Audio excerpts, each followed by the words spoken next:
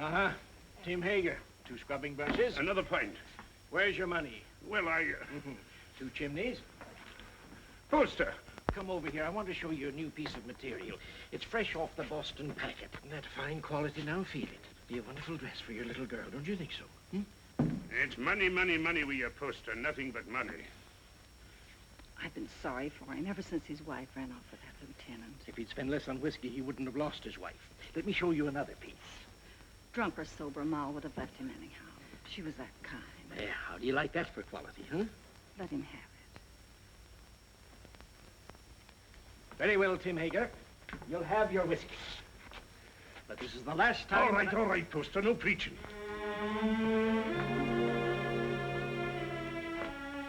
It's his little girl I feel sorry for. Poor little Jenny Hager. Faster, faster!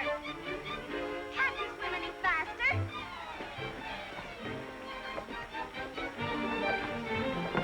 You're not even trying. Faster, faster, faster! Faster, faster! Come on, faster!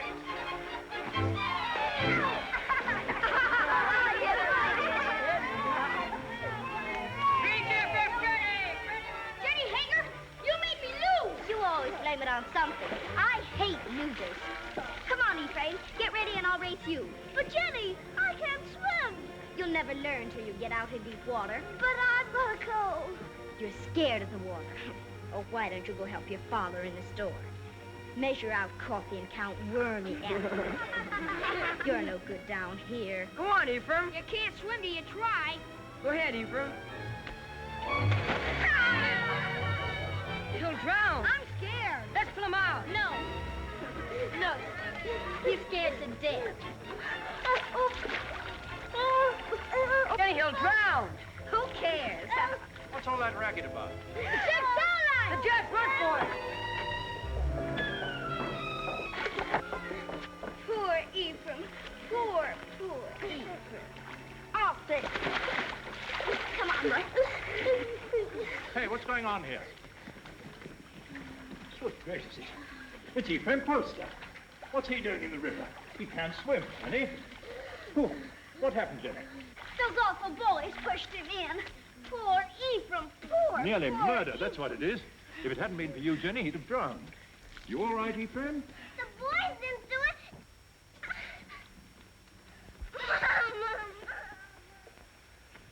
There we are. Ah, Tim, you're just in time. Huh? This little girl of yours is just... Tim Hager.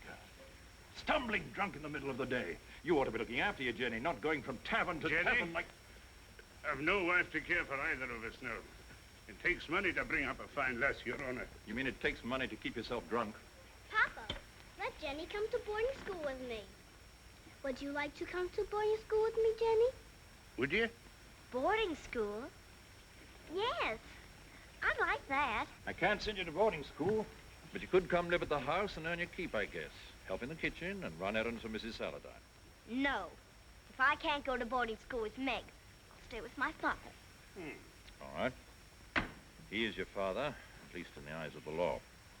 Now, you look after that girl of yours, Tim Hager, and stop being a disgrace to Bangor. Thank you, Your Honor. Drive on. Now, young Poster, we'll take you to your father's store. That tight-fisted, sour-blooded old skinflint. You might be better off with Mrs. Saladine, Jenny. Not in Mrs. Saladine's kitchen. I've no money to bring you up properly. Never mind. Before long, we'll have everything. Houses and carriages, horses and kitchen maids. All those things, my lass, you're a wee bit young. Just as soon as I grow up, we'll have everything we want. Because I'm going to be beautiful. Empty. Beautiful.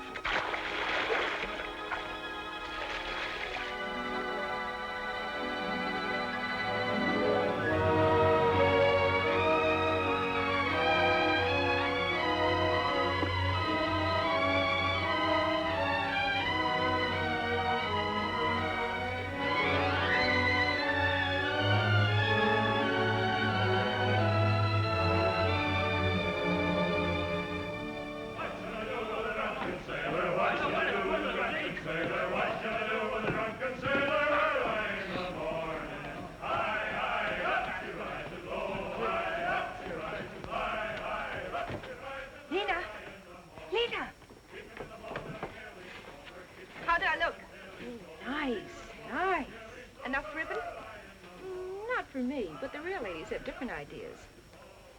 Oh, get some more color in your cheeks. And bite your lips whenever no one's looking. Men love red lips. Let's go down and meet the packet. Why should I? The sailors will all come up here anyway. Oh, but the best ones get picked off down at the dock. Listen, honey, with your looks, you don't have to worry. Why, you can get the youngest and the best-looking man on the river. I don't want the youngest. I want the richest. Jenny, that's a recipe for trouble. Don't worry about me. I can handle trouble.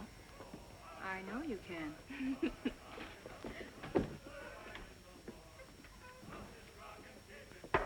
Whiskey. All right, Mr. Hager, but you needn't holler. Someone might hear you out in the street. Who, for instance? Jenny, for instance. Yeah.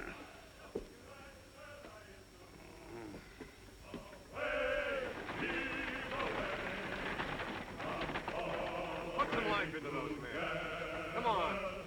Heave. Away. Heave. Yo-ho. Heave. Away. Heave. Yo-ho. Well, Jenny, come down to see the cargo? It's exciting. We get used to it after a time. I suppose I import more stuff than any other man in the state of Maine.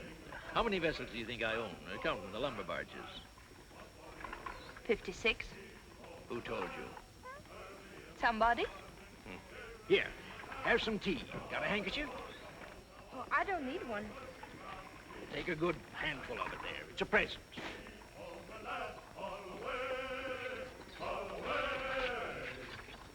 The work was hard and the voyage was long. The seas were high and the gales were strong. So heave ho, my lad, from Holloway together. The sails are filled, our work is done. Yo-ho! I thought I heard the skipper say, Lever, Johnny, lever, tomorrow you'll get your pay. Most people think it's easy to get to be a rich man. And believe me, it's hard. Why, when I first came to this town over 30 years ago, with nothing but a peddler's pack on my back, I... Hey, you! You! Get away from that girl! Hey, you! Wait!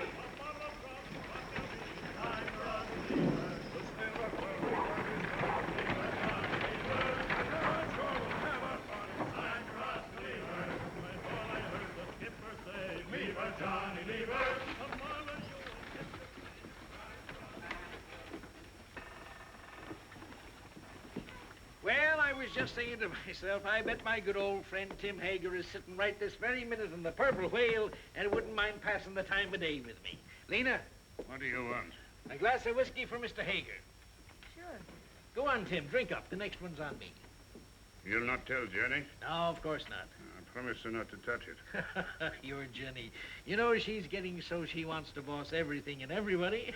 She's grown too beautiful for her own good. Why do you always wish to be talking about Jenny?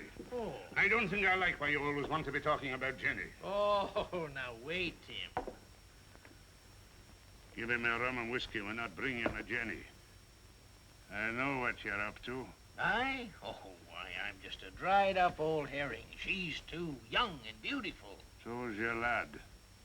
You sent him to Cambridge to keep him away from her. Ephraim? Why, he's too shy and scared of her. She's full of spirit. She's for somebody like that first mate. What first mate? Why, What first mate? why, Lewis. My first aboard the Gadfly. He's as handsome as the old Nick, that boy. When I saw him and your Jenny walking away just now, I said to myself, there's a youngster who knows his way about with the women. Where you going? Home.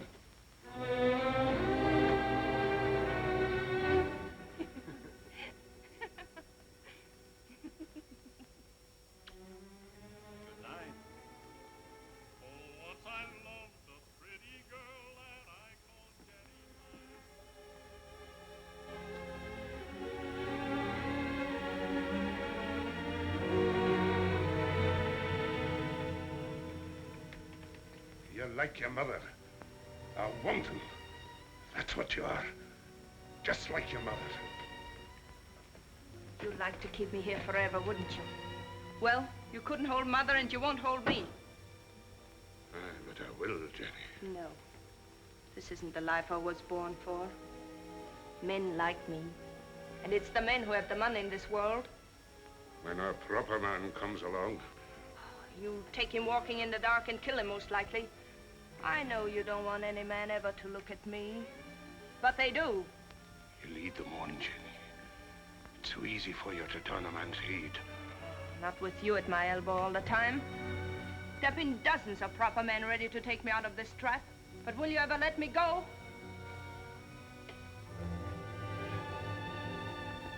I know Mr. Poster wants me. I made him want me. What do you think of that? There's a devil in you, Jenny Hager. A devil straight from the bad place. And I'm going to whip him out of you. You're going to beat me. This is one beating you're not like.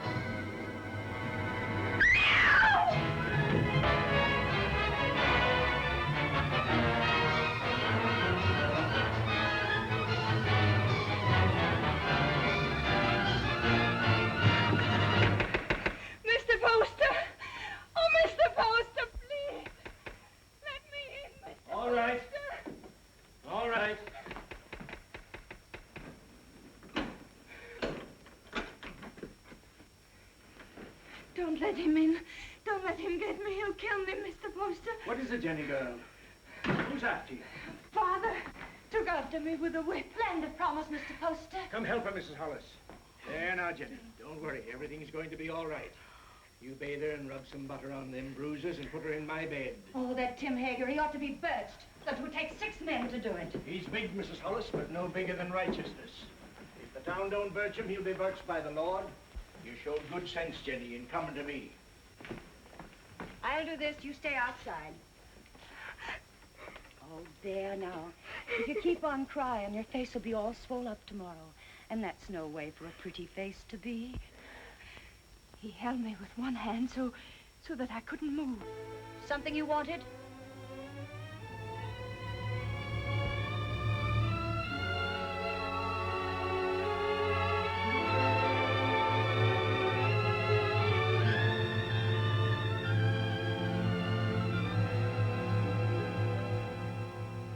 Drove her out into the night like a dog that wouldn't obey.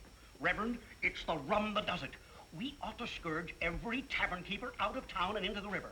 If I had my way... We ought to be deciding about the girl, Deacon Adams. There's been enough scourging for one night. One thing is decided. The girl mustn't go back to her father. No. Someone must take her in. I would, only my daughter Mary doesn't like the poor girl. Then she's not for your house, Reverend. Make a bad situation worse. I guess we could use her to clean and maybe help in the kitchen. But a young girl eats like a man. It's more than victuals, Deacon Adams. Your wife has all the understanding in her heart that a man could ask. But Jenny's of marriageable age. Yes, that's bad. And yet we can't turn her loose on the town's charity. She needs a home. Well, yours is fairly empty. Oh, no. Leave me out of it. It wouldn't be suitable for me to take her into my house. I have no wife. You have a housekeeper. A very respectable woman. But she might leave me, and I'm not able to get another. We'd have a scandal in the town. Aye. No. Marriage is the only answer. And the answer to that is a younger man. What about your son Ephraim? They used to be so much together. Ah, he's a schoolboy, frittering away his time at college. She needs a responsible man. Well, there must be someone. A pretty girl always has a lot of friends. What good are friends? Most of them no older than her. It's It's our duty to find her a good home, an honorable name, regardless of the man's age. And it should be somebody with money. And by that description, Mr. Poster, you've named yourself. Oh. Oh, no. She turned first of all to you, Isaiah. Besides, I know you're not a man to thrust a suffering lamb back into the wilderness. Maybe she won't have me. She'll marry you, Isaiah. She's a sensible girl. And in the meantime... Mary! Mary. Bring me one of your dresses. Anything, only not too expensive. I'd be good to you, Jenny, if you married me. Like a father. A good father. And he ought to know how with a son your age. You can go back to sleep now, Mrs. Hollis.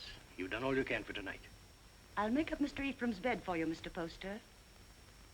It ain't as warm there, but you'll be comfortable. Your father couldn't come after you, Jenny, if you married Mr. Poster. You'd be free.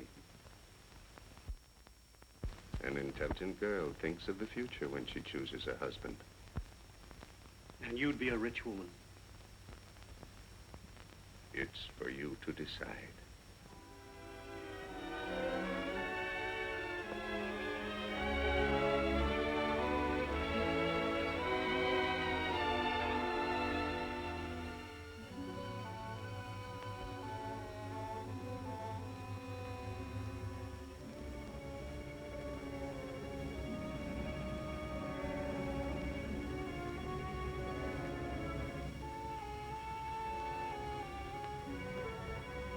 Jenny. Why, Meg Saladine, come in. Oh, if you're busy, Jenny, I can... No, don't go away. I was just ordering something from Boston. Mr. Poster's a very lucky man. This has been a very lonely house for him. Lot of change. Meg? Yes? Will you help me? Of course, Jenny, of course. The water glass always here. And the wine glass here. And, oh, Jenny, you'll have to get rings for the napkins. Now, the biggest plate here. Money changes everything. All I ever needed before was a knife and a spoon. But you want to be a lady. Give dinner parties and entertain your husband's friends. I'm sure Cleopatra never bothered about napkin rings. She didn't live in Bangor. Oh, that wouldn't have stopped her. Wasn't by knowing how to set a table that Cleopatra got along. Oh, Jenny. Every time I say something true about men and women, you say Jenny. Why does a proper lady have to be embarrassed about plain talk? It isn't honest, and it makes old maids. Doesn't anyone here care about church? Judge Saladine and Mr. Poster are waiting outside, and I'm in the ladies' choir. Didn't apply to me, that remark about old maids. I've already met my very special gentleman. He's not anyone in Bangor. His name's John Everett. He's Wood's boss for your husband, and he's a very educated man. Is he young? A little older than I am. Good looking? He's beautiful.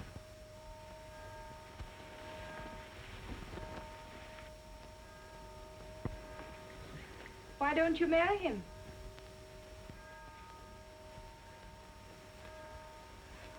He won't. He has no money. Oh, that's nonsense. Does he love you? Yes. And you love him? Then make him marry you. Oh, Jenny, I wish I knew how. He's not like the others. He thinks things out. I'd know how.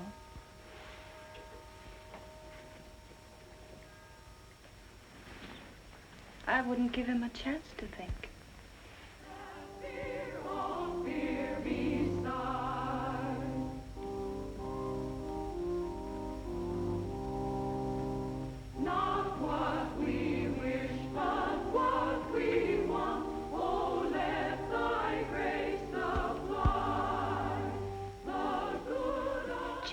Hager. Jenny Poster.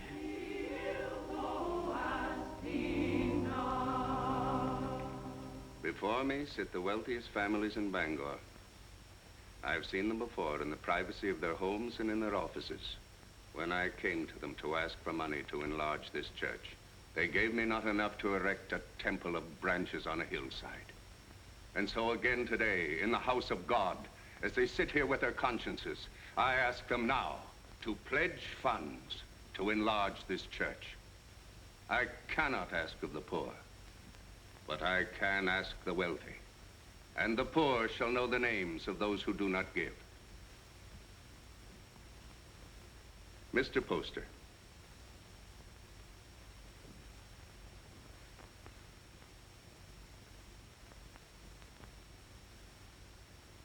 Judge Saladine?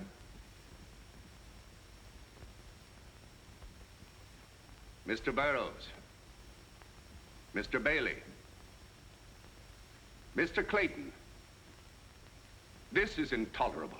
If you have no feeling for your fellow men, at least take some interest in the welfare of your own children. Grog shops and low houses cover every inch of our waterfront. Our wealth is poured into Devil's Half-Acre, and our young men, your sons, have nowhere else to go. Give me a bigger church, and I'll keep them here. Will no one pledge to the church more than just enough to save his face? Mr. and Mrs. Isaiah Poster will contribute $1,000.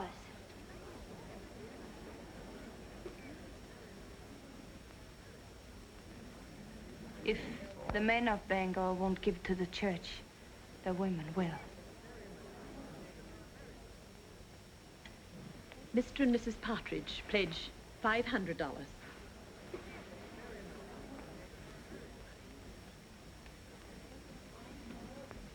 Judge Saladine will pledge $1,000. Jenny, I want you to go on working for the church. A church can endure only upon deeds and not lip service. I'd say her lips have done you enough service. $1,000. If you think I've so much money, you ought to... Stop it, Isaiah. You're the luckiest man in Bangor. Oh, Mrs. Poster, I'm so glad to see the younger members taking an interest in the church, and I must apologize for not calling on you directly after you were married. That was a wonderful contribution, Jenny. He's a wonderful husband to let me make it. Good morning. Good day, Reverend. Good day, Reverend. Good morning. Good morning. Good morning. It ain't the money I mind, but I'd like to know what you're doing with it before you do it. I gave the money because I hate grog shops and what they do to people.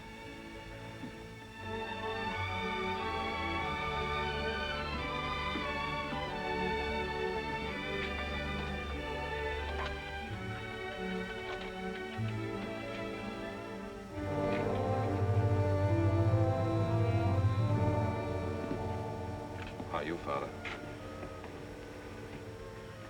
Hello, Mother. My name's still Jenny.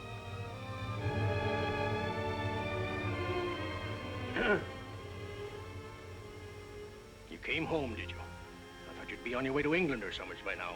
Oh, England is full of architects. I knew you'd come home. Isaiah told me he sent you money to travel for a while, but I didn't think you would. I came close to it. I didn't know whether to mind your letter or mind his and go away. It's easy to see which one you thought more of. Now, why do we stand here? Let's go in around.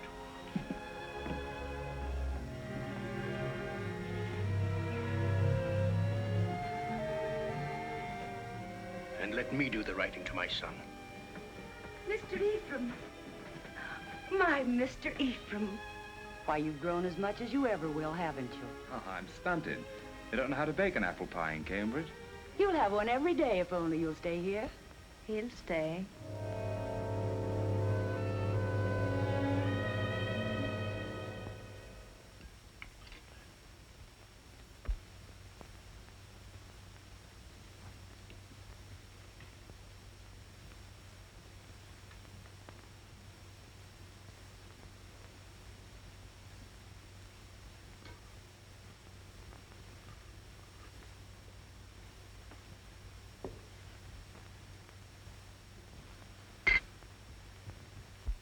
You'll find little to keep you in Bangor, Ephraim. After your fine ways in Cambridge, you'll be hard to please in this town. I thought I'd come home and go to work, sir. Work? Yes. What's your time worth to anybody? What did you ever do but waste it?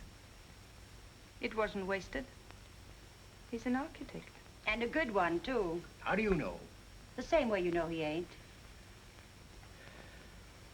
You heed my advice and you'll go someplace more suitable to a gentleman.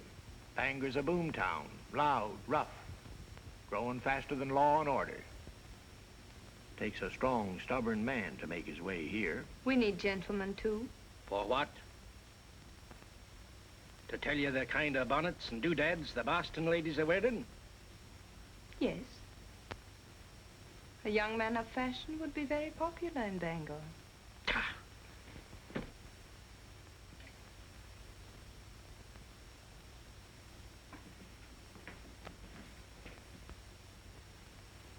I'll join you later. Well? Yes, Father. But you said yourself that Bangor was a boom town. Fortunes are made every day. Rich people will want fine houses. No fool in this town would waste his money on you. You heed what I said in my letter. Travel a bit. What makes you so angry with me? All I did was to come home. I get angry at you because of your ways. You think I don't know how you've been spending my money. Hard drink and easy women. I know your kind. I say, you shouldn't upset your father. I'm sorry. All right, Father, I'll go away. If you really want me to. I don't think he does. You want your son to live at home, don't you, Isaiah?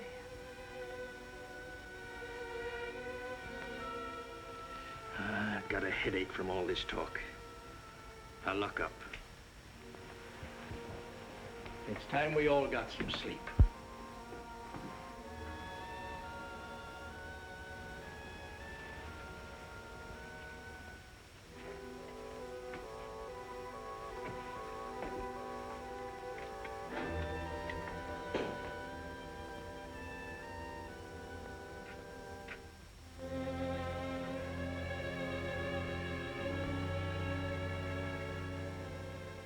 Shall I light your way?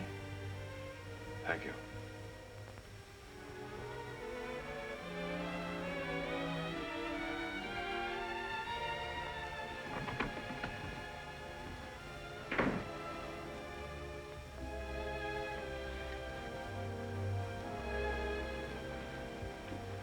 It's been a long time, Ephraim, hasn't it? A long time, a lot of changes. Did you really like that kind of woman? That kind he spoke about? I'd rather not talk about it, Jenny. I used to see them near our house before I came here. I used to watch them and wonder about them. I can see how women would be attracted to you. All kinds of women.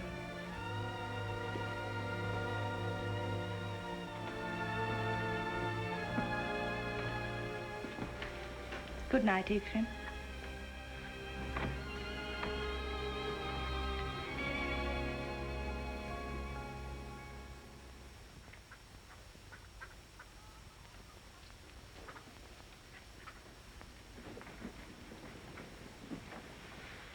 Got everything? Yes, all the groceries, but no spectacles. They're hard to find. I'll tell Dr. Mason to bring you a pair when he comes by tomorrow. All right? Oh, please, not Dr. Mason. He's a very good doctor, but he won't wait for his money. You're not to worry about money. Your husband worked for mine for a long time, and if Mr. Poster wants to send you a doctor and a pair of spectacles, it's his privilege. Mr. Poster? I'll be by in a few days, and in the meantime, if you need anything, send one of your children. Thank you.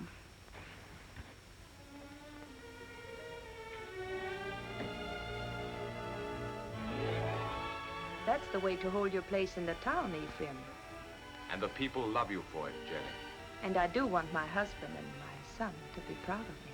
Well, I wanted to see how you spend your days. Thanks for showing me. You've grown, Jenny. My father's wife's a great lady.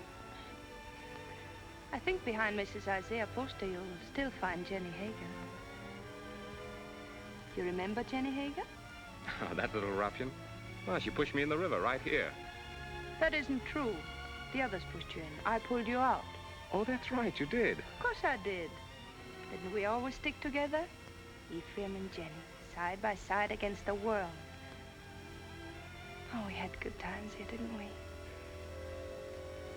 Better than we knew. Shall I tell you something? I always think of this as our place, yours and mine. This is where we first thought we were in love. Yes. Silly, wasn't it? This is why you came to tell me your father was going to send you off to college. Yeah. And I said it was because of me. And I said he'd never separate us by sending me away. Oh, Jenny, the things I said. Of course, if you'd been home the night I came to your house, I would have been married to you now. Let's go,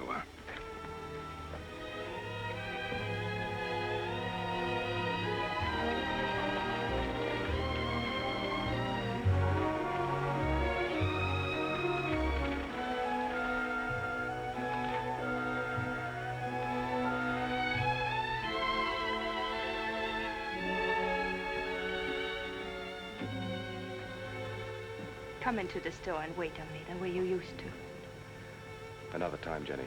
I want to go up and talk to Father.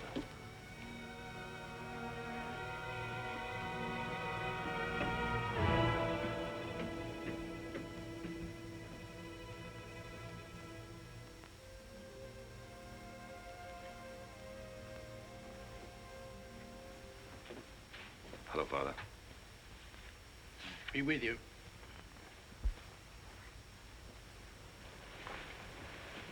What you been doing all day? Oh, driving Jenny around. Mighty popular in Bangor, isn't she? She does a lot of good. Spends a lot of money, you mean? If you really minded, you could put a stop to it. You're very happy with her, aren't you? Yes. Father, I'm going to take your advice. Bangor's no place for me.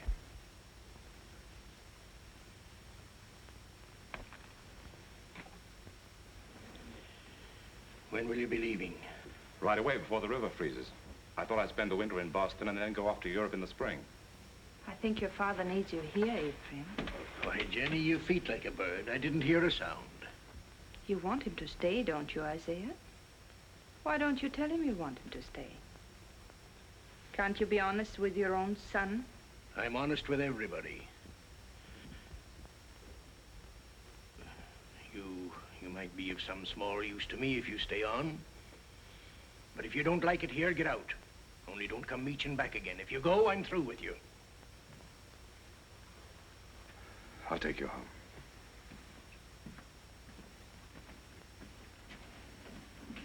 Don't work too hard, Isaiah.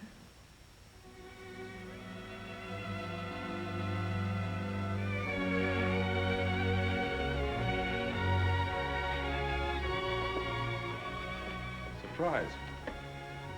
When Bangor's Lady of Mercy goes out to deliver her packages, her sleigh should fit the season. That's a confession you've been thinking of me. Of course I think of you. Yet you've been avoiding me. Careful. Paint. Put it down.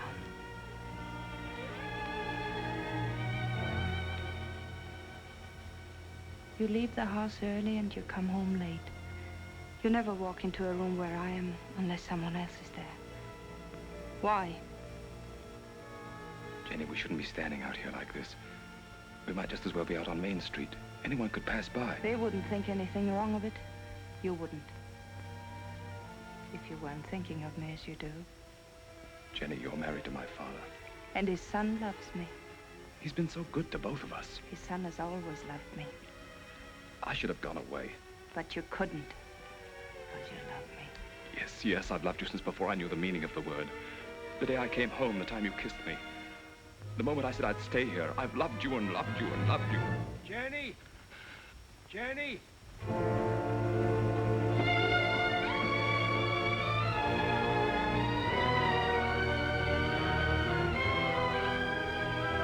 Jenny! Father's very ill. Send for a doctor.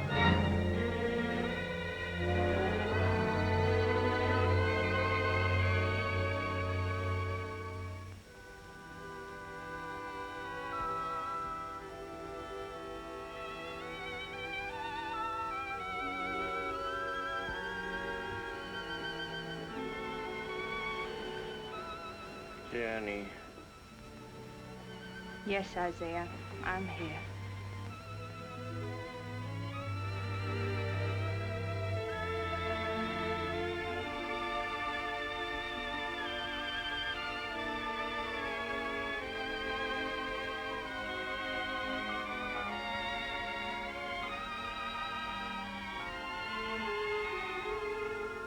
You keep this up and you'll fall in your tracks. Go to bed, child. Get some rest. No, I'm strong.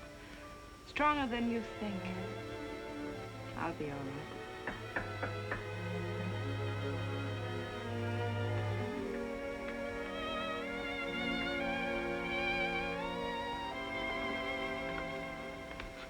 How is he?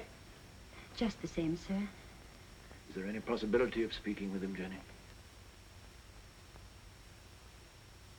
There's trouble in town. Dr. Mason says warm weather might bring him around. But that's a long way off. We're at our wits' end. There are too many people in town, too much idleness. Did you hear the shooting last night?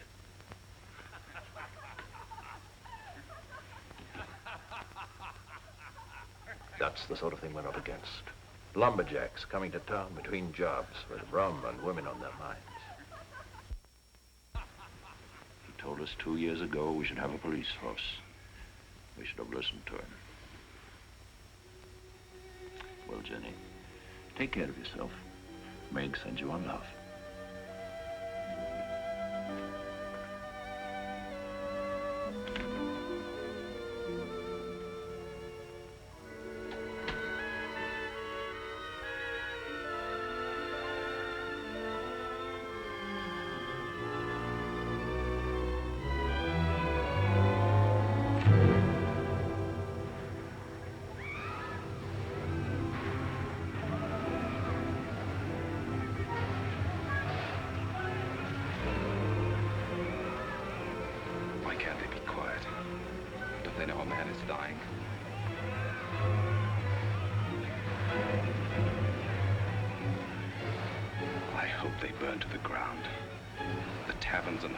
And the people in them.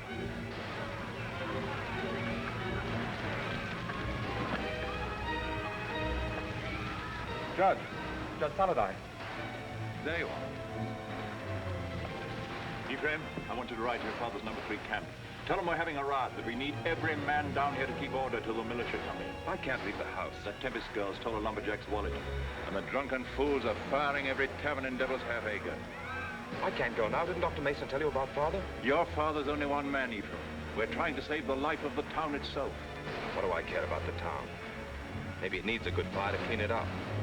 He'll go. I'll stay with your father, Ephraim. Hurry, Ephraim. We need those men.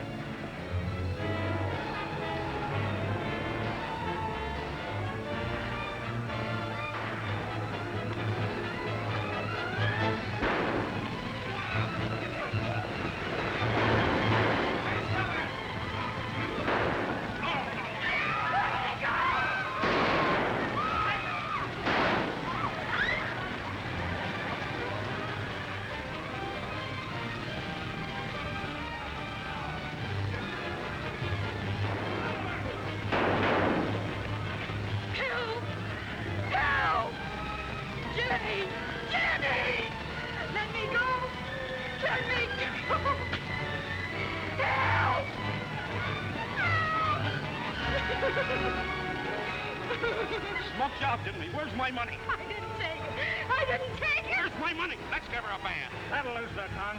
Let her go. Keep out of this, ma'am. People are getting hurt. I didn't steal his money. He was drunk in the back room. I only came in to take away the glasses. Anyone might have been there before me. It'll have to be mighty fast to get in a man's pockets before you. $100 a hole when there's work. I say dip her in the river. Come on, what you do with it? Oh, Jenny, let her go. I'll give you the money. You're Mrs. Poston. Yes. It's nice to meet the gentry, ma'am. But I'm not so sure I'll be happy just to get my money back. We want to know what's going to happen to her. Since I'm giving you the money, it's my right to decide that. Why do we gibble and gamble about it? There's the girl, there's the river. Let's give her a bath. Wait. We'll be waiting for your store to open in the morning. If the money isn't there, we're coming up here and collect it.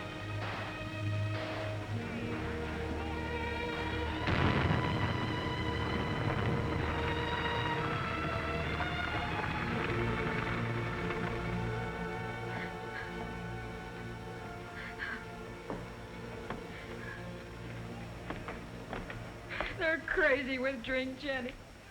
Burning and shooting and stabbing. I didn't take that money. Why, the town's so full of thieves and pickpockets, it could have been anyone. They were going to tar and feather me, and I hid upstairs under the rafters. They burned the place to the ground.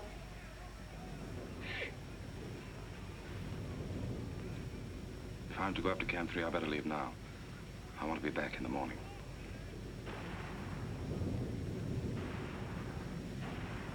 Oh, Jenny, what am I going to do now? I no place to live, no place to go. It isn't right, Jenny, to be smoked out in the streets like an animal. I don't want you to worry about it, Lena. I want you to rest. Lena, do you remember the house I used to live in? Well, I want you to stay here for the night, and tomorrow you move in there. It won't cost you a cent, and if anyone should bother you, you come to me. Oh, you're good, Jenny. That's why you come up in the world. That's what I tell everybody about you.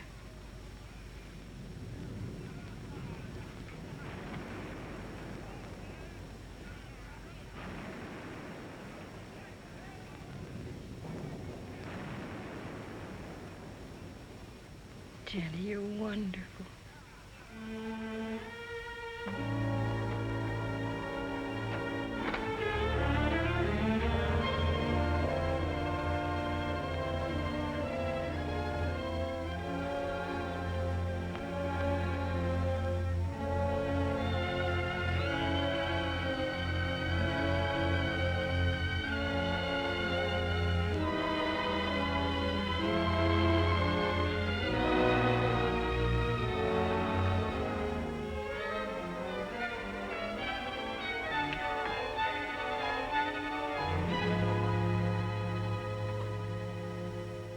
Are you going to take the carriage or the brown mare? I thought the mare would be better.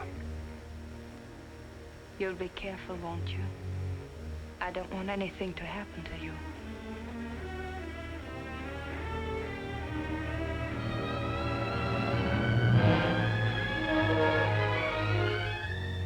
Mrs. Poster? Oh, Mrs. Poster?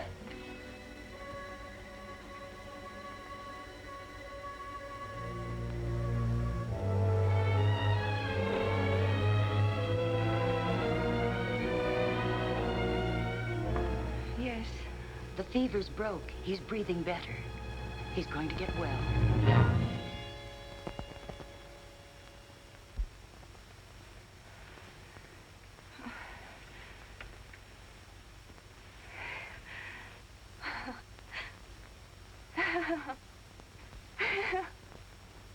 Jenny, my poor child.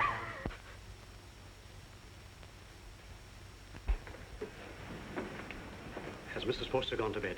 Does she ever go to bed, the poor child, nursing and tending her husband? Tell her to come to the Saladine house. The girl will need her. What's the matter? Judge Saladine got into the fight. Hurt? Dead. Ask Mrs. Poster to come with us. It needs a woman to tell the girl. Mrs. Poster's been under a great strain. She's gone through enough. You better get someone else. Wait.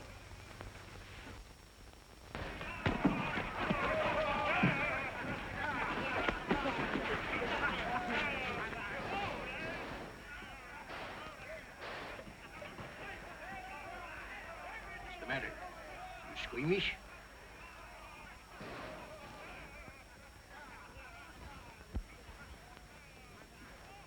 They're still fighting. Can't someone ask for permission to bury the dead? I did. So we all sit about and wait for the liquor barrels to run dry. The loafers and drunkards have taken over the town. And for 3 days, a man like Judge Henry Saladine can't be carried to his resting place. There's a fine victory for rum. Don't talk like a fool. When those woodsmen come in from the timber, they want some excitement after the winter's work. You take away their pleasures, they'll go to work in another part of the country. It only proves that we've got to have a police force, some sort of city government, that's all. You've been too tolerant a man, Isaiah Poster. Too interested in lining your pocket. When my lumberjacks come down from the hills, they'll patrol the town till we get him decently harried. Why don't you lie down for a while? You worried about me, Jenny? Thought you'd found out what kind of a tough old tamarack you'd married.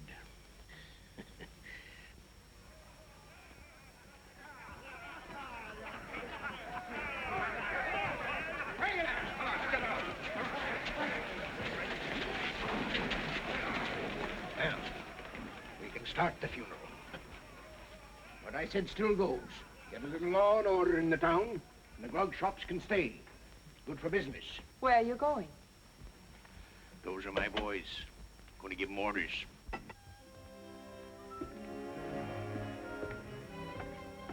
Look. Oh, I say, are you hurt? You all right, Mr. Poster? Yes. Now, John, I want you to take some of your men ahead of the funeral procession, put some alongside and some at the rear.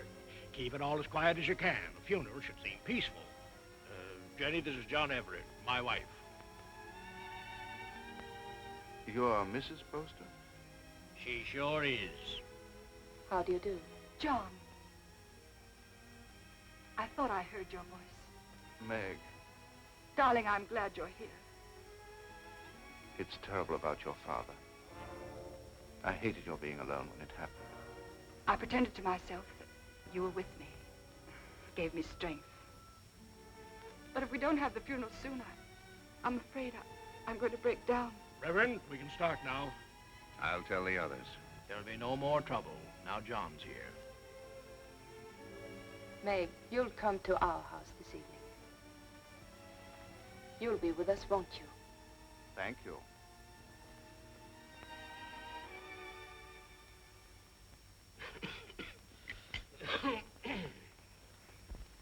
No, those aren't my after-dinner pills. These are from my spleen. Let me look again. I'll find them in a minute. And bring a glass of tepid water. Yes, Mr. Poster. Shall we go into the parlor? No, Jenny, leave them alone.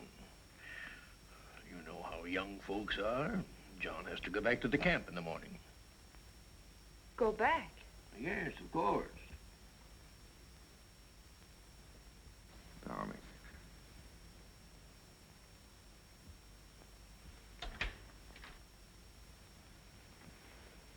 Our lovebirds have closed the door. The pills, Mr. Poster, and the tepid water. Thank you. Huh? Why must you send him back when he's the only man who can keep order? Because I need him up at the camp. He's a woods boss, not a policeman. Of course, if your business means more to you than the safety of your home and family. Jenny, he's got to get that timber cut. That's all there's to it. I'm sorry we were so long, Jenny. I thought you and Mr. Poster would come in. I wanted you to be alone.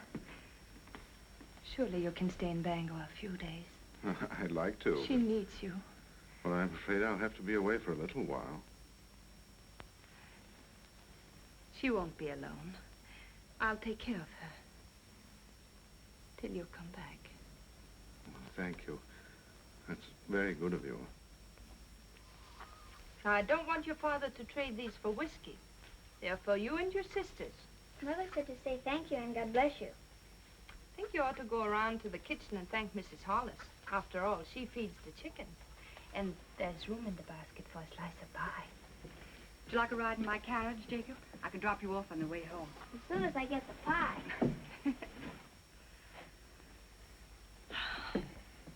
Isn't it a beautiful morning?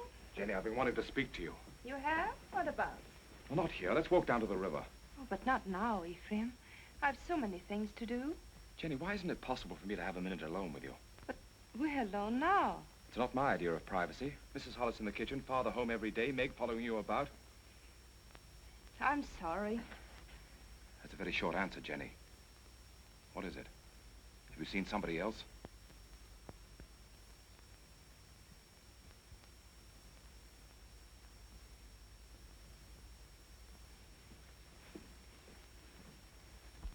They stole nearly 10,000 feet of first-run pine. Where? Upper Big Bend. And there's not a trace of who did it. Mr. Poster, unless you get the law to step in, there won't be a choice tree left in that whole section. Law. I own that land, and I'll make my own laws. I've got to make a trip up to the hill countries. Timber pirates. I want you to come with me. Me? It's time you saw what pine on the stump looks like. It's my business, and you ought to learn it. Come along, I'll get you something to eat. Thank you, sir.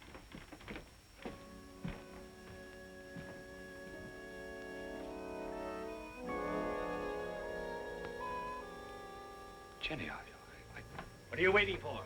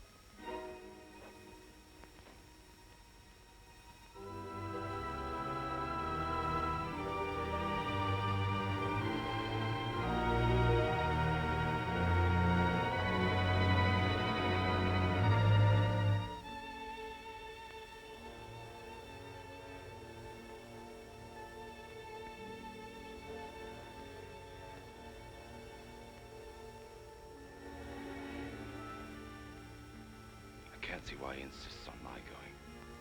I'll be dead useless weight, and afraid of the water besides. Boats would be bad enough.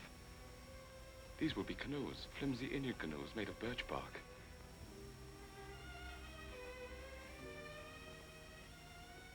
Jenny, I can't admit to him that I'm frightened.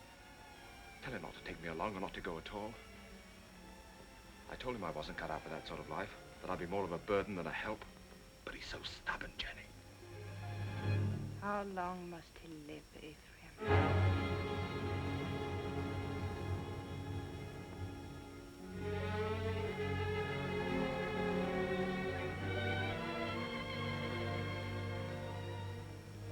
How long must he live between us? Jenny, don't talk like that. I want you to do something for us. You're afraid. I could promise you so many things, and yet you're afraid. He's my father. As long as he's alive. Why does everything frighten you? You're going to make me very angry. And if I get angry and go on wanting you the way I do, I might tell him what happened between us. Nothing has happened between us. No. But which of us will he believe? Jenny, you couldn't. You know what that would do. He lived a full and useful life. It would be a pity to see him die. But a greater pity to see his life ruined. With a lie. We've been living a lie, Ephraim, and I want to be done with it. I want you to return alone.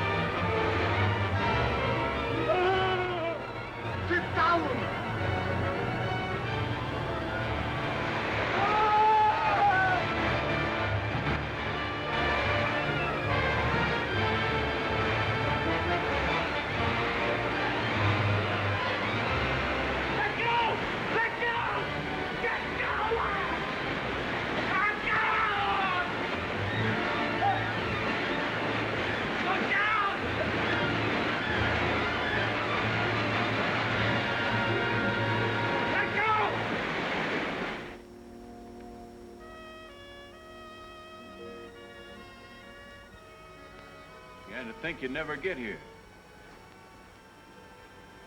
Where's the old man? Where's your father? What happened? What happened? He make all man die. Now, we go through swift water. He afraid. He stand up in canoe. And the canoe turned over. Mr. Poster was too weak to swim. They fought to see which one would get that bailing bucket. I guess you can see who won. He's dead? I guess he is, man. Where's his body? Must have settled in the quiet water further down. I'm sorry, but we hunted all we could. I'm sure you did. That's the whole of it. Except what Mr. Poster here can tell you. If they hear of anything, they'll let you know. Thank you. Jenny, believe me, it wasn't my fault. I was afraid. You know how afraid I am of the water. You can't come into this house, you wretched coward. You killed your father.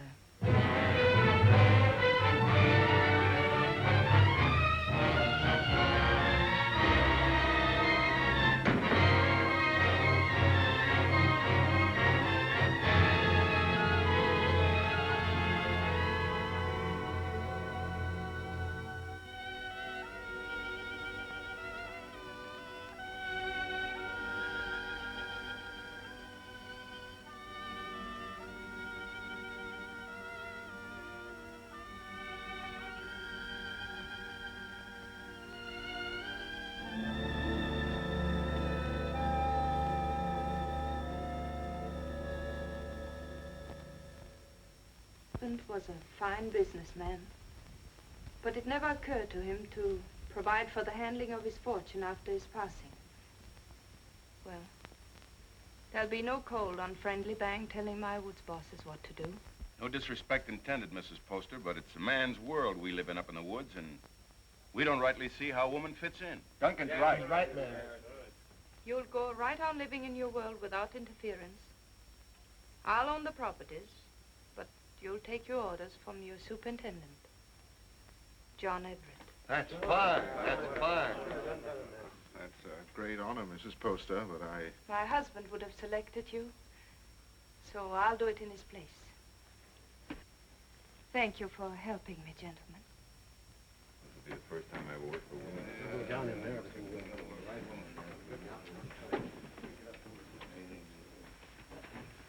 Until this meeting, I thought I was very much alone in this world. Mr. Poster was a fine man. It'll be an honor working for his lady. We won't give you any trouble, Mrs. Poster. Good day, ma'am.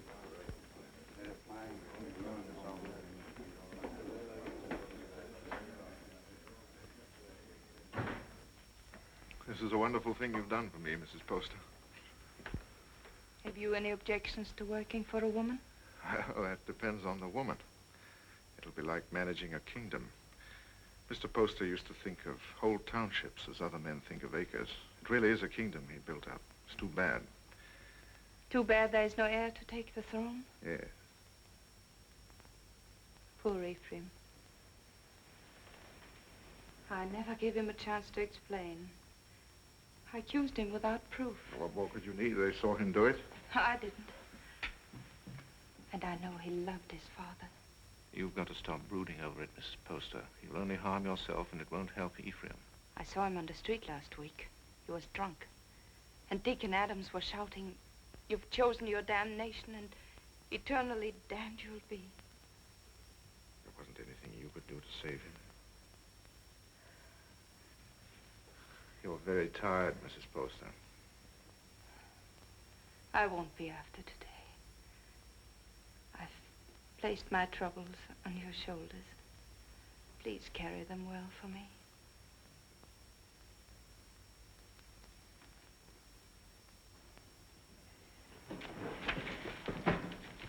Meg, Jenny spent all morning getting them in order. Don't, Meg, you'll only mix them up more. I was only trying to help. Oh, I'm sorry. I didn't mean to shout. You're tired. In Everett Bone, driving timber was nothing to this. You might as well have remained in the woods for all we see of each other. I'm doing my best, Meg, but the work takes up all of my time. I know. I wasn't criticizing. I was just wishing that... But what? John, Yeah? I'm lonesome. John? I'll see you tonight. For dinner? That's a promise. Meg, I haven't seen you for days. Food for a hard-working man. Ah, that's nice. And a cup of tea for both of us. You'll have some, Meg, won't you? There isn't enough for the three. I'll give up mine. The accounts receivable are all mixed up. I had them in order, but then the wind came in. Oh, later. You haven't eaten since morning. Meg, your man doesn't take care of himself. You better do it for him, or there won't be anything left of him to marry. John, there's a rumor that it comes steamboats. Is that going to affect us? Not while water freezes, because then steam's no better than sails. But steam trains, Jenny. Just think. There'll be one to Old Town, and one maybe to Holton, and definitely one coming this way from Augusta. And we can load our wood right on our own trains and get into market weeks before the ice breaks. We'll outsmart everyone in the business. There'll be no stopping us once we get started. Jenny, you'll be the richest woman in New England. Then we'll have to make you the richest man. What's happened to Meg? Meg?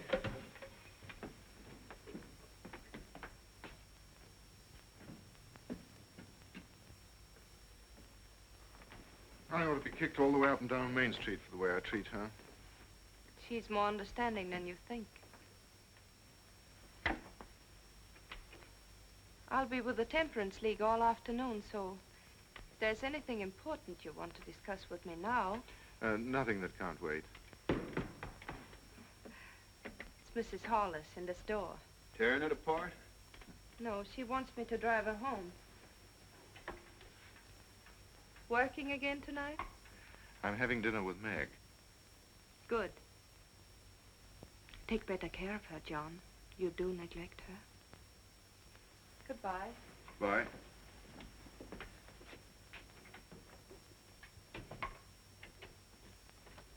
Camp 3. Thank you. She's a wonderful woman. Someday I'm going to pull a bottle out of his hand and bash his head in. Who are you talking about? Young Poster. You should hear the things he says about her. Has he been talking about her? Why, that drunken little... I've seen her nearly sick with worry over what he's doing to himself. Find out where he stays. I want to see him. Poster, are you in there?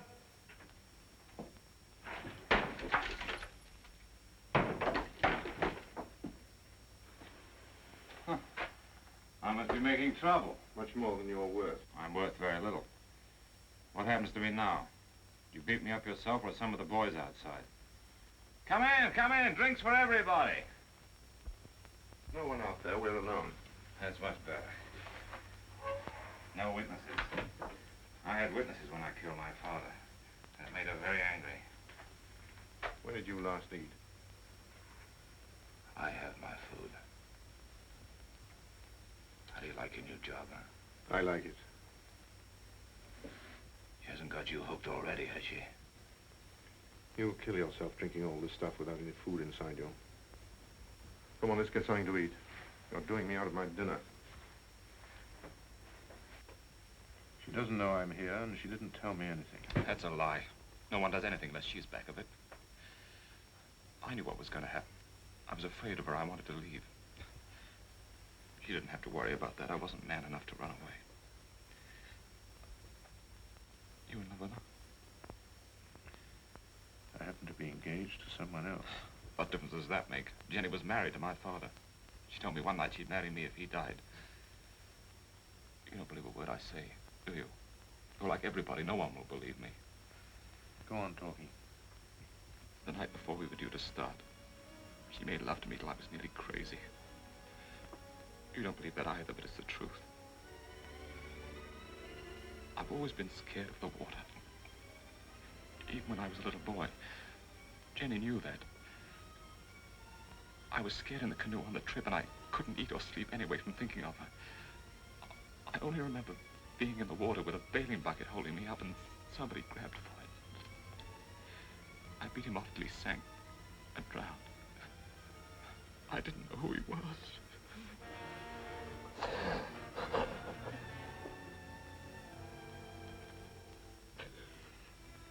She's so rotten. You've got to believe me. She's not even a human being. Maybe I did know who he was. I guess I did. She'd put the thought in my heart. And if I hadn't done it, then I know I would have played her.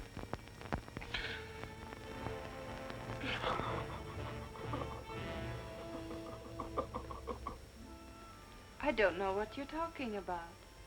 You didn't make him love you? But of course I did. He was my husband's son. I wanted him to love me. That isn't what he meant. Was he sober when he told you that? Jenny, don't you think I know when a man is lying? Before he talks very much more, you better prove that you had nothing to do with him. Prove? To whom? To the town. The town. Is that what you want? Come back with me to his shack. I want you to face him. Now. But...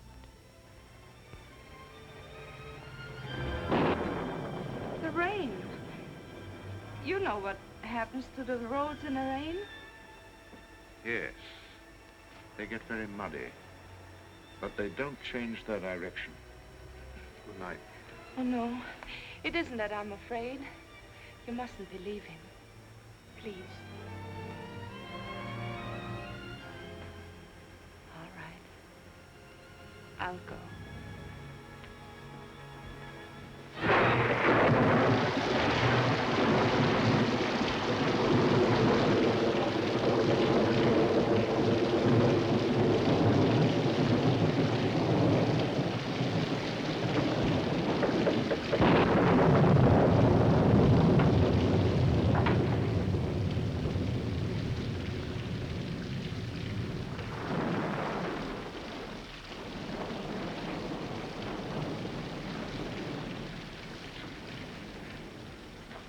Can't have gone far in this rain.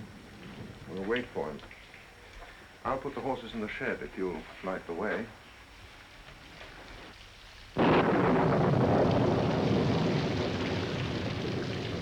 See if the shelter's clear.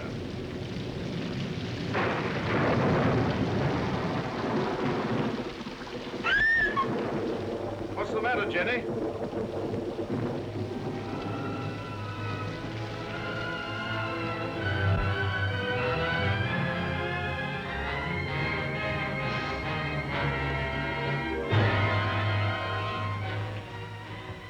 Don't look, Jenny. I did that. I drove him out. Jenny. Don't say I didn't do it.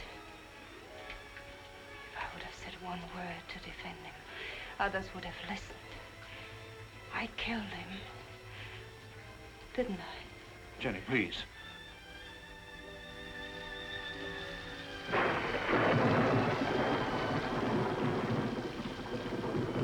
Go inside and sit down. You're shaking.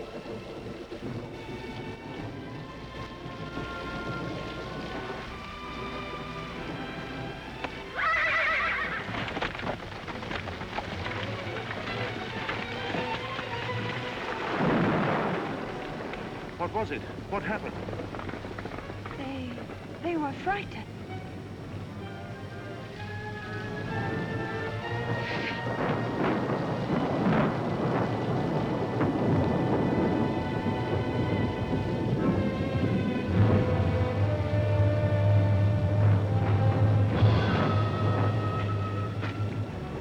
We're 10 miles from town, and we'll have to walk.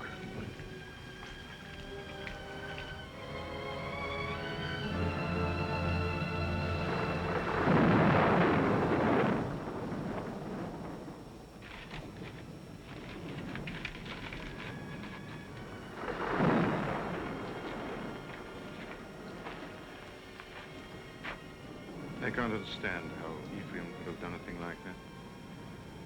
It isn't atonement, it's running away. And you can't run away from the hereafter. It's not Ephraim who's upsetting you. It's because you're here with me. Well, aren't you worried about your reputation? It's a small thing to worry about after that. You'd better try to sleep.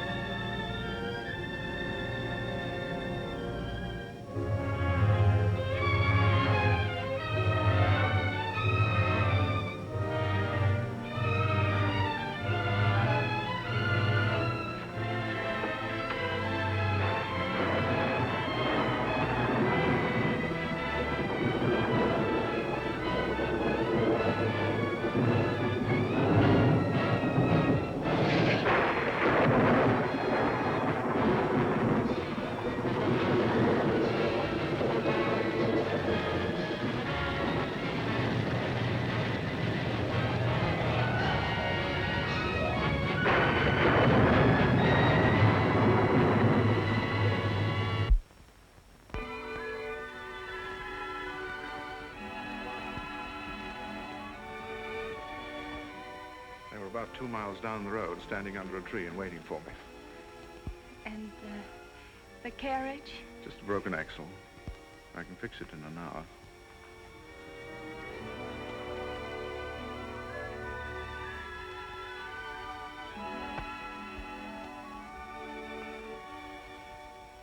Jenny, what about Meg? She won't try to hold you. I know, but to stand up to her and tell her that I love someone else. You won't tell her. A big, clumsy thing like you. It's a woman's job. Oh, no. But she's a friend of mine. I can make her understand. I'll tell her myself. But, John...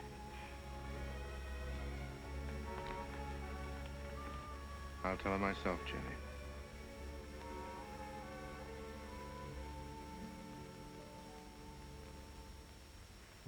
It must have been the storm. That's the only way I can explain it. The storm and the excitement and the lightning struck us.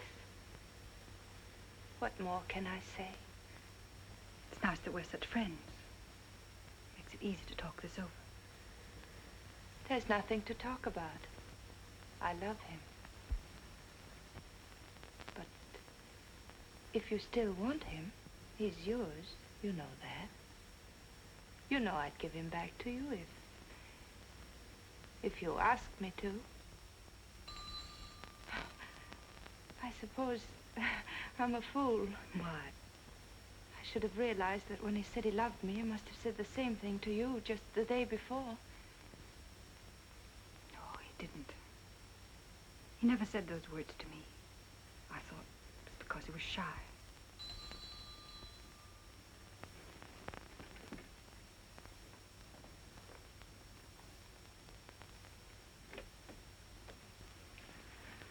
Hello, Meg. Come in. I just wanted to explain why I didn't come to dinner last night. Right after you left the office, Alex Duncan came in.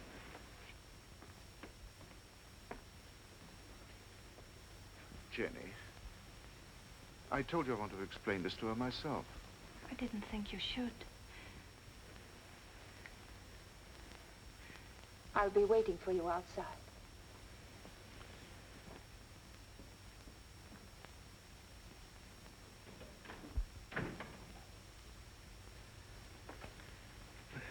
I didn't want it to happen like this, Meg. I wanted to be the one to tell you. I don't see what difference it would make. It's the same story, isn't it? I suppose so. When will you be married? Right away? In Bangor? I don't know. Jenny will take care of the details. I saw this happening a long time ago. There was nothing I could do about it. She's waiting for you.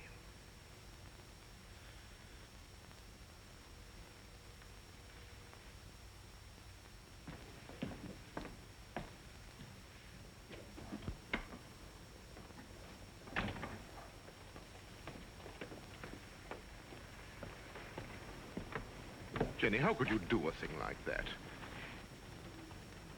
I thought if you came here alone, you wouldn't come back to me.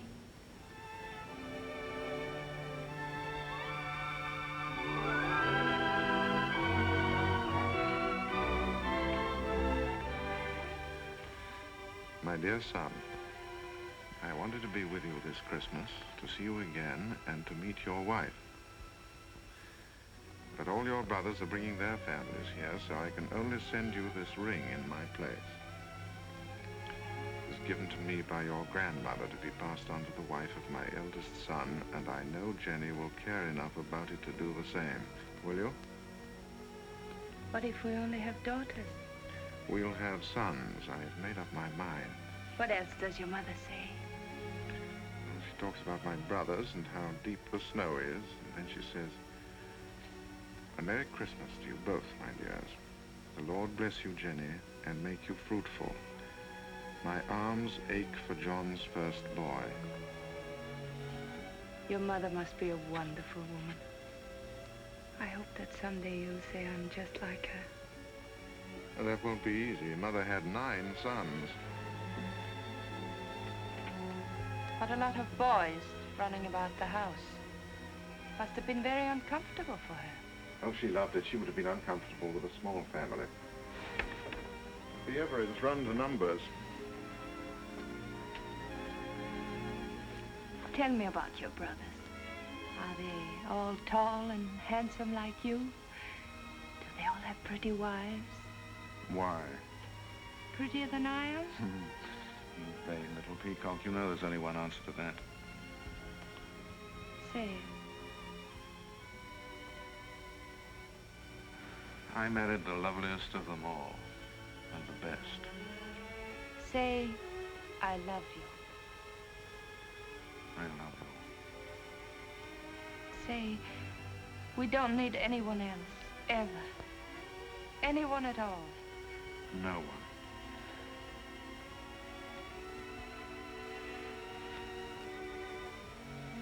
I always lose happiness. I can't seem to hold it. Keep me happy, darling.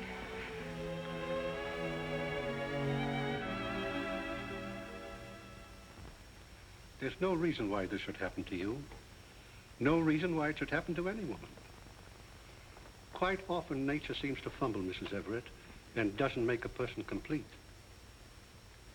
We can't even hope in a year or two or ever.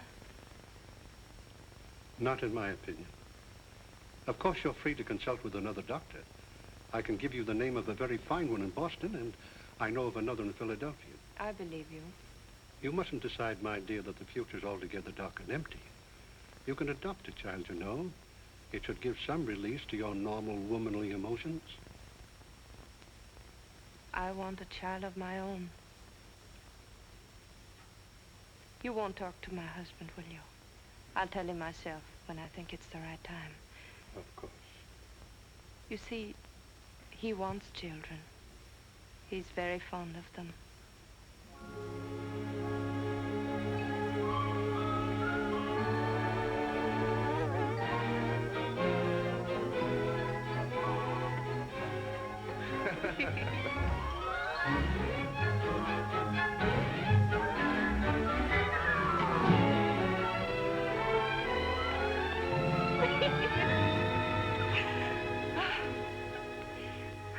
I never knew what love was before you. I know now I was never married to Isaiah at all. And Jenny, I want you to forget Isaiah. I want you to forget your whole life before I came into it. You know, a lot of new furniture isn't going to change that house. Why do you want to go on living in it? Oh, but it's a good house, John. It'll stand for a long time. At least until we know just where to build another. I'm not finicky about where it'll be. I just think you want to go on living in that old tomb. What do you say, Jenny? Should we start building our own house? But that is our house. Belongs to Isaiah Poster. Let him keep it. Oh, but he's dead and he left it to me. Long him and his son, and it's full to the roof with sorrows. I want to get out of it.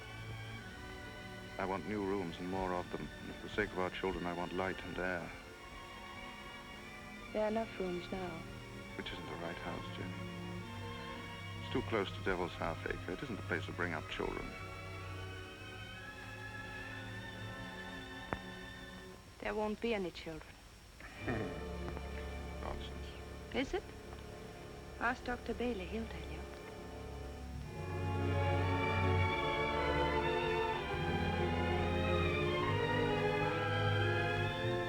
Seems there are some things we haven't talked about. When did you learn this? Some time ago. What exactly did Bailey say? Oh, I don't remember. Makes a lot of difference, doesn't it? How do you mean? Between us. Doesn't make any difference at all. There are many things a husband and wife can live for. That's very sensible, but I wonder what you'll think in a few years from now.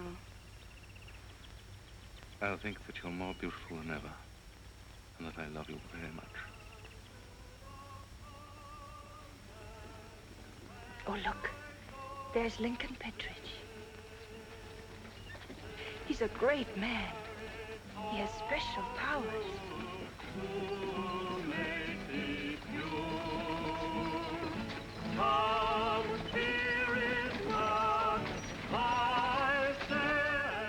Where was the darkness so great that you thought your sin was hidden? There are eyes that search out every sin. There is a tongue that will accuse you on the judgment day. There is a hand that is terrible in its strength. What is so beautiful as a pure woman? What is so vile as an evil one? The good women of Bangor, such loud amens and nodding of heads, because I spend my fury upon her, and not on you. How pious you are. How good with your eyes cast upward. Can one of you step forward and say, this is my soul, see how it shines? Can one of you hope to escape the terror? How sweet are the ladies of Sodom and Gomorrah. How sweet in silks and satins and laces and ruffles, here in the house of God. How costly must be the perfume that will not let you smell brimstone. What great secrets are among you? Who is named Vanity? And who is lust? What woman has put away her husband? Which of you has taken a man from her sister? This is your sister. Come forward and sit with her and be counted. You cannot hide behind your beauty. Your beauty has made you evil, and evil destroys itself. Your soul will become naked. The truth will be revealed. Confess now, while there is yet time. You cannot escape. You can never escape. There will be no sons to mourn for you, no daughters to weep for you. Evil does not propagate itself. It withers in its own fire and is consumed. The lips of a strange woman drip honey, and her mouth is smoother than oil. But her end is bitter as wormwood, sharp as a two-edged sword.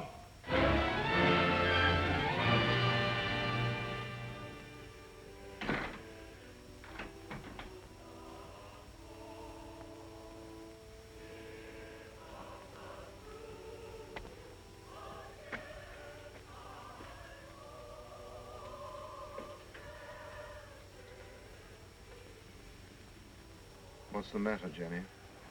I want light. It's so dark.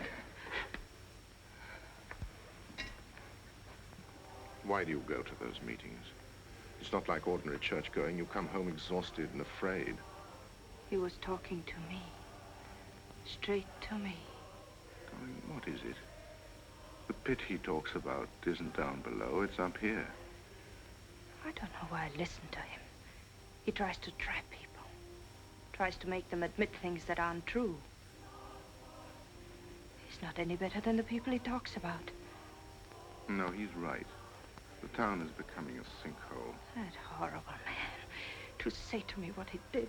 He wasn't talking to you. He was talking to people like Lena. Jenny, I've come to a decision. We're going to put Lena out of your house. No. I don't care what she meant to you when you were a child. I'm talking about what she is now. I don't want you to be connected with her. Why not? In what way is she different from us? Except that she's more honest. She goes out of your house tomorrow. I don't want her sins on your hands. You good, righteous man. You hypocrite. Telling others what they must and must not do while you live in this house with me. Do you know what went on in this room before Ephraim killed his father? Jenny. Do you remember the things he said about me? You said he was drunk and afraid. Of course he was afraid. We're all afraid. There's hell opening under our feet. Jenny. This is where he sat. Sit down, John, and I'll show you how I made him kill his father. Sit down and I'll kiss you the way I kissed him. Why do you look at me like that? Why do you pretend everything he told you was true and you knew it? You knew it!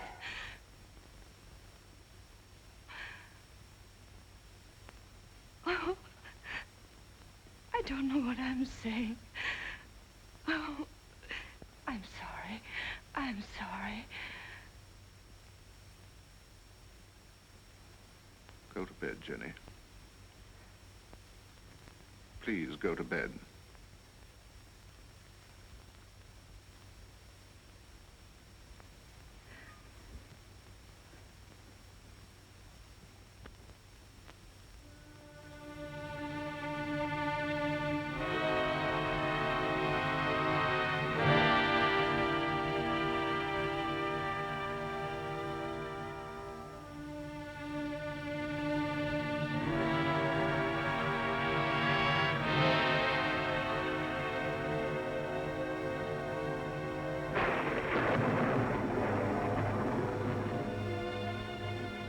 John, is Mrs. Hollis back from church?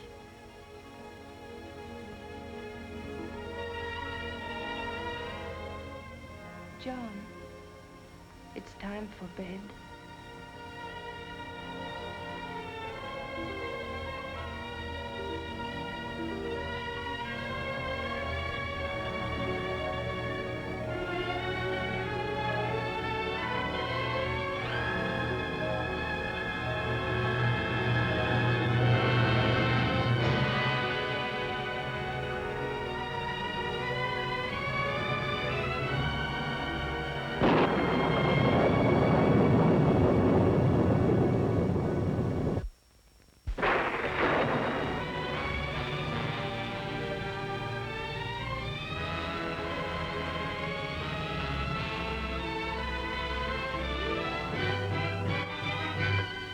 John, please forget what I said.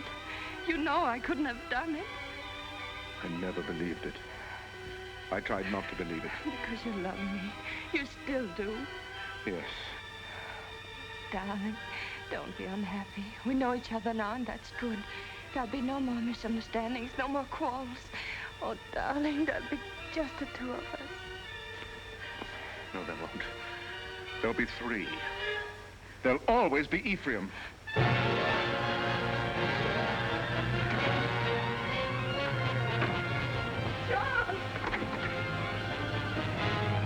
John! John! John!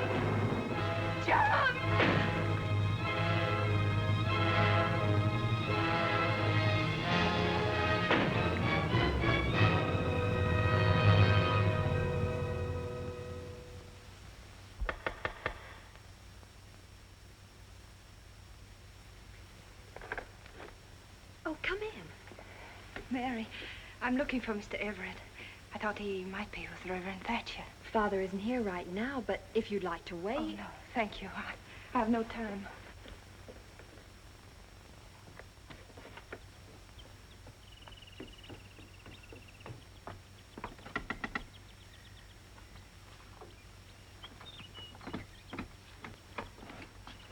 Good morning. Is Miss Saladin home? No, Mrs. Everett, she went out. Has Mr. Everett been here? Oh, no, I haven't seen him. Thank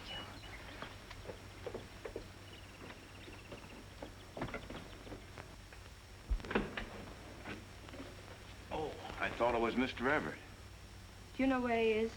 He didn't come in here, ma'am. I slept here last night on account of the rain, and you're the first one in. Mr. Everett tells me you're sending a school teacher up to every camp with more than 2 families. That's a handsome thing to do, ma'am. I guess you're mighty fond of children. Duncan, who did sleep here last night? Was it you or Mr. Everett? Ma'am, I told you. Oh, that's just another one he has. He sometimes... He wore this hat when he brought me home from church last night, and he wore it again when he went out for a walk. Now, why aren't you supposed to tell me where he is? You put me in an awful fix, ma'am. I promised him... Duncan, he isn't well. Couldn't you see that? What good is a promise to a sick man when it keeps his wife from helping him? Is that the trouble with him? I kind of thought he looked funny around the eyes. Where is he? Well, I'm not telling you, mind you, but that'd be the wrong kind of hat to wear up in the pine country. Where in the pine country? Fire watcher's cabin. Indian Hill. When will he be back? I don't know. 2, 3 days, I guess.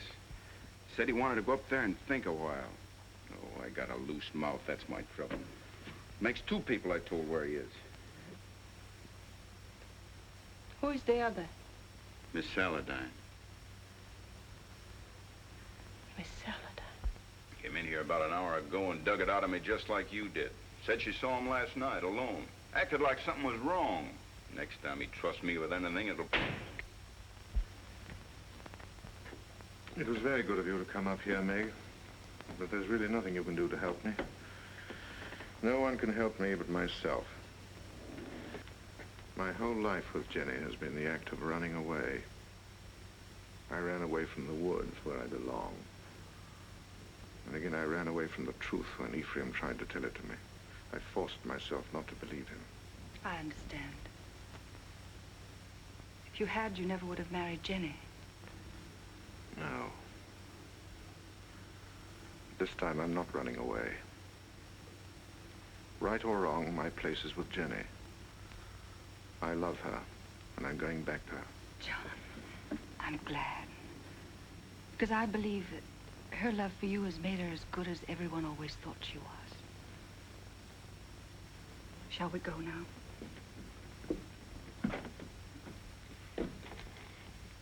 Jenny will be anxious.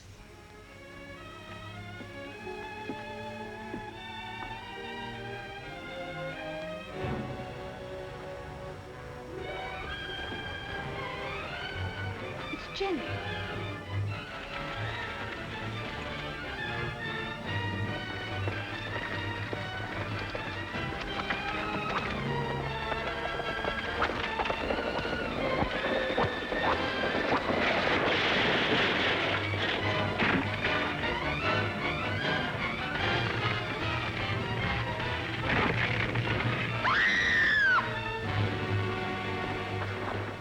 Jenny. Don't move me. John. Don't talk now. Meg, hurry up and get a doctor. Camp 3. I saw you with Meg, and I know. I tried to hurt you. I wanted to hurt you. Don't, Jenny. Lie still. You don't know how I loved you so much. I'm afraid. Oh, John, where will they bury me? Jenny, don't talk about dying. Don't let them bury me with Poster. Or Ephraim, don't let them. Jenny, you're going to be all right. There'll be a doctor along and we'll take you home. I know. They'll bury me with Ephraim. They'll bury me in that house with the Ephraim. Jenny, darling, listen to me. Nothing's going to happen to you. Not now or ever. As long as I'm with you. And I'll always be with you. I never went away. You do love me. I love you more than ever. I wanted so many things. I wanted the whole world. But it was really only you. Jenny. Jenny.